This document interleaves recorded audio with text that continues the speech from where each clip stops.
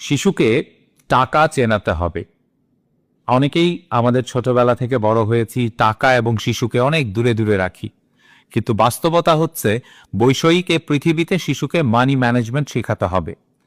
এবং তার সবচেয়ে ভালো পদ্ধতি, কোথাও কোথাও এটি ব্যবহার করা হয়, যে শিশুর বয়স যখন 8 বছর হয়ে যায় তখন তাকে বাসার যে কোনো একটা কাজে নিয়োগ দেয়া হয়। হতে পারে সেটা গাছের টবে পানি দেয়া, অথবা হতে পারে জুতোগুলো গুছিয়ে রাখা।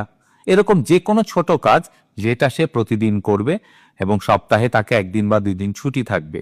তার জন্য একটা মাইনে নির্ধারণ করে দিতে হবে। তার 50 টাকা ধরুন তাকে সপ্তাহে দেয়া হবে, এবং সেই 50 টাকায় তাকে বলে দিতে হবে তার থেকে 10 টাকা প্রতি সপ্তাহে সে অন্যদের দান করবে, যারা অভাবী রয়েছে তাদের দান করবে।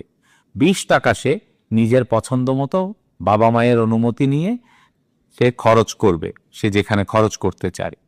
আর বাকি 20 টাকা সে সঞ্চয় করবে, জমাবে।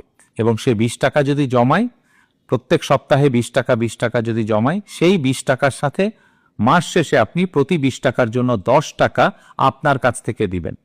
অর্থাৎ সে মাসে জমাবে 4 সপ্তাহে 80 টাকা, আপনি দিবেন আরো 40 টাকা।